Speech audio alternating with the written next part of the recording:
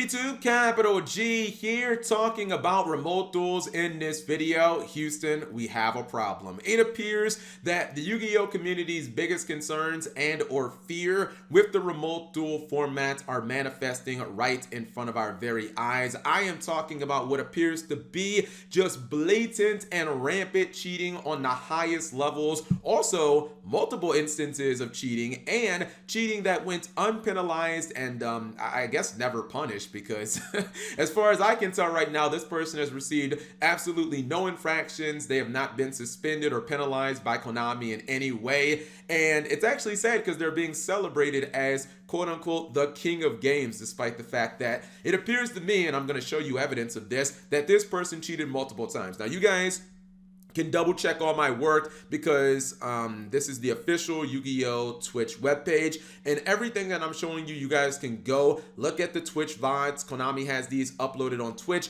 in their entirety. I don't have timestamps, so you will have to do some digging here, but it's just from a couple of duels, and they're pretty late in the tournament, so it shouldn't be that difficult to find.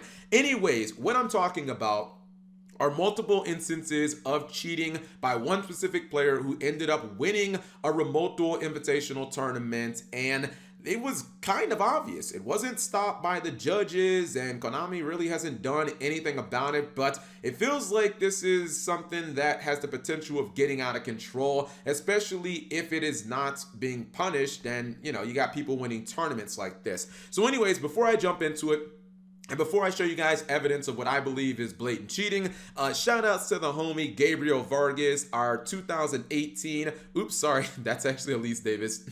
Gabriel Vargas, our 2018 NAWCQ champion. He also won a YCS. He's like the only person in the community talking about this, and big ups to him. I have no idea why he is getting any dislikes in this video. I mean, all he's doing is showing what appears to be clear evidence of someone cheating in remote duels, and as somebody who was really interested in like picking up remote duels and playing competitively, this super makes me not want to play these things, because this is what everybody thought remote duels could eventually become, just one giant cheat fest. So anyways, this is the Latin American Remote Duel Invitational. If you guys remember, they had the North American equivalent of this last week, and then this one just happened over the weekend. The NA one was talked about a lot in the community, Guru Dragoon one, which was really surprising. This one is going to be a little different. So the player we are going to focus on is Eduardo L. Eduardo L ended up winning this entire tournament, and honestly, when you're allowed to, you know, swap your cards out whenever you want,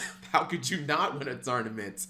Let me first off say, for anybody who just is unfamiliar, and everybody should know this, even though I haven't played in remote duels, I'm pretty sure the golden rules of remote duels is number one, don't let your freaking video feed drop, because we don't want the game state to be ruined. We don't know if you're stacking your deck when your feed is down, so just don't do that. And then obviously, do not let the cards in your possession move off the screen for the same exact reason. This would include your main deck, your graveyard, your banished pile, your field, your hand, your extra deck, and then obviously like your side deck as well. Do not let these cards go off the screen. There's no reason for them to go off the screen. Most importantly, your hand, man. We don't know if you are like cheating or anything like that, and you don't want there to be any speculation. So you guys will see the first clip, and this is the first game of the finals. In every single one of these clips, you will notice that Eduardo's hand mysteriously disappears from the screen. It becomes not visible, which is, you know, it's not visible just from an audience perspective, but it's not visible by the judges and by his opponent. So we have no idea what he's doing with his hand when it's not visible. And then you will notice that he has the perfect counter to what his opponent has used. So this is in game one, where he's dueling against Raul C, and I believe this is when his opponent is going to activate Pride of Prosperity. New pot card, everybody is, you know, in love with it. Now you can see right now, as he goes to banish the 6 cards from his extra deck, Raul keeps his hand right here, which is clearly visible by both players and everybody.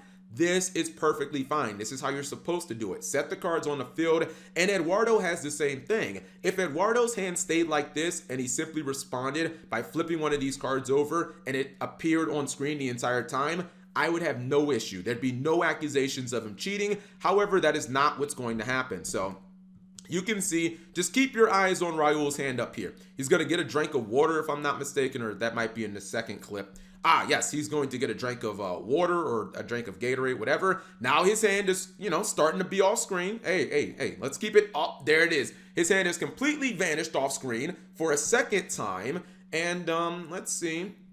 He's already appeared off screen. Let's see. Can we get a third time off screen? Can he take his hand off screen for a third time? Now, I just find that interesting because if you know that you have the perfect counter, which he is going to have it, that's going to be Ash Blossom and Joy Spring. I don't understand why you need to remove your hand off screen. Look at this. This is ridiculous. He does it again. Look how he has this card here. Hold on, I need to pause this. Look how he has the card here, but it's going to be removed off screen even again. Like, it's just, this is utterly ridiculous. He takes it off screen, both hands. That was another big problem that I had. If you know that you have the answer to it, why do both of your hands remove or disappear from the screen? It's not like you need two hands to hold a Yu-Gi-Oh card. It doesn't take two hands to hold an Ash Blossom or to activate an Ash Blossom. It takes simply one hand to do it. So for you to take the card off screen and then take your other hand off screen, to me, is just utterly ridiculous. Again, I'll show it one more time. Cards off screen, both hands off screen. Who knows what he did? Who knows if maybe, and this would be big brain cheating, if maybe, just maybe, he took his other hand to swap it out or to grab another card that was Ash Blossom and then swap the card that was in his hand that was not, and then he would have the counter there. So I don't know. Maybe it's cheating. I think it definitely was highly suspicious. I think it was cheating, but whatever. That was just one instance. Some of you might say, Cap, that's not enough to convict this guy or to prove that he was cheating. Okay, that's fine. This is game 2 of that same exact finals duel. So he is going second. His opponent has opened with a couple of back row. You will see that he's pretty much going to do the same thing. His hands are kind of in a suspicious territory, but let's just keep watching him. So one card is now going to be set on the field.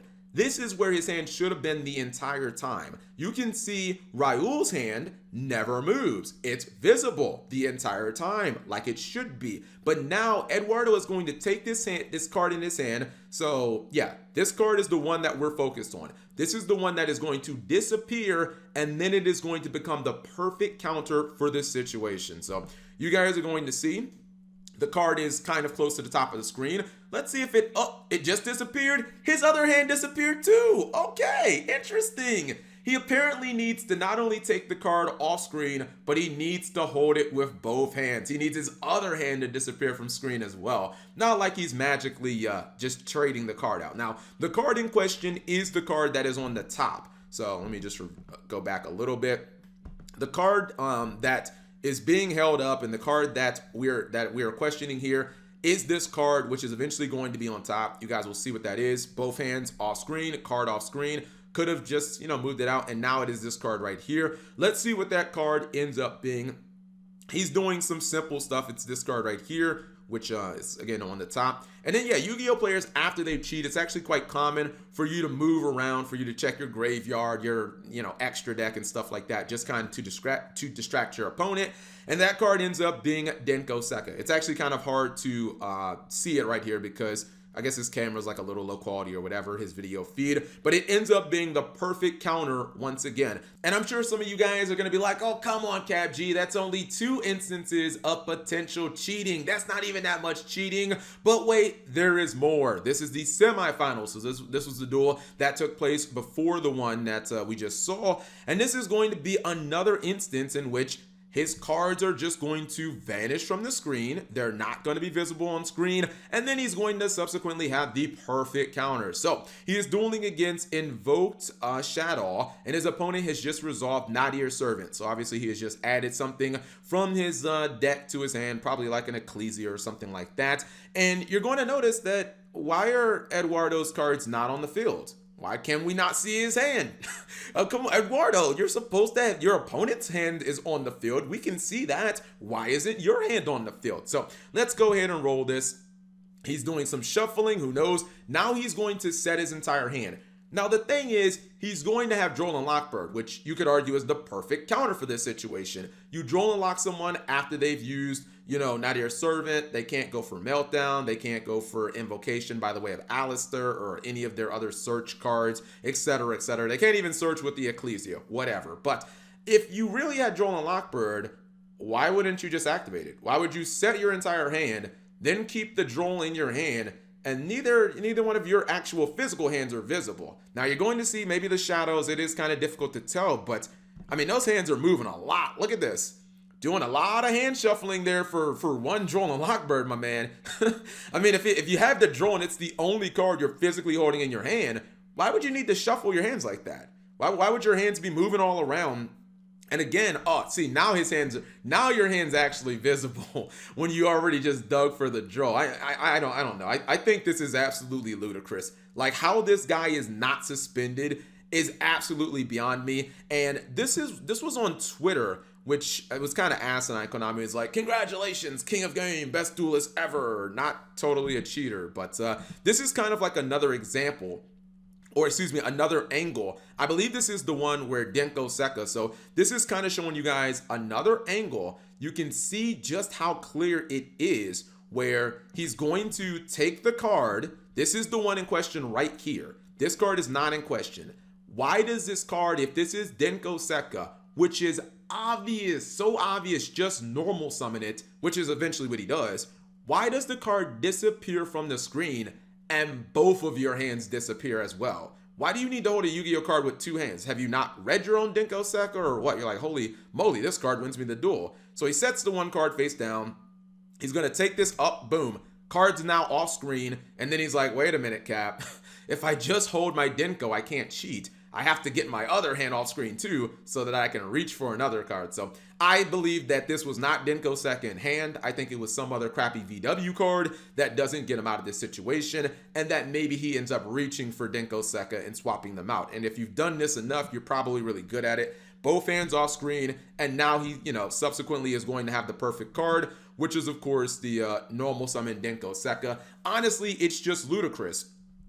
People have already started memeing it on Facebook and whatnot. This is like a perfect example. They're saying, hey guys, this is how you win a remote duels. You know what I mean? You got a couple, you're playing Bird Up, you got a couple of cards, and you don't have the answer to your opponent's Dragoon or to the perfect play that they have. Here's what you do. You got your 4 power cards right here, your Denko, your True King of All Calamity, or your Dark Cooler No More. I don't know why I said VFD. Your Ghost Bell and your Shifter, and you just go ahead, you unsleeve whatever cards you don't need, and then you just go ahead and you take out.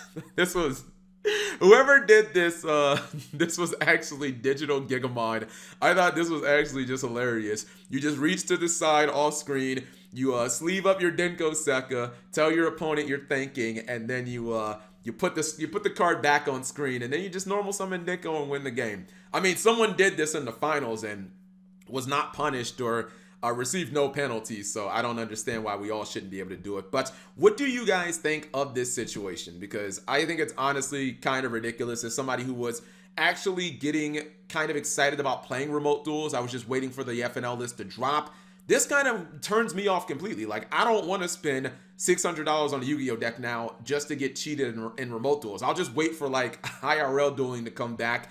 Unless Konami does something like suspends this guy, I basically checked out on remote dueling. But you guys let me know. Maybe I'm overreacting. Thank you guys for watching as always.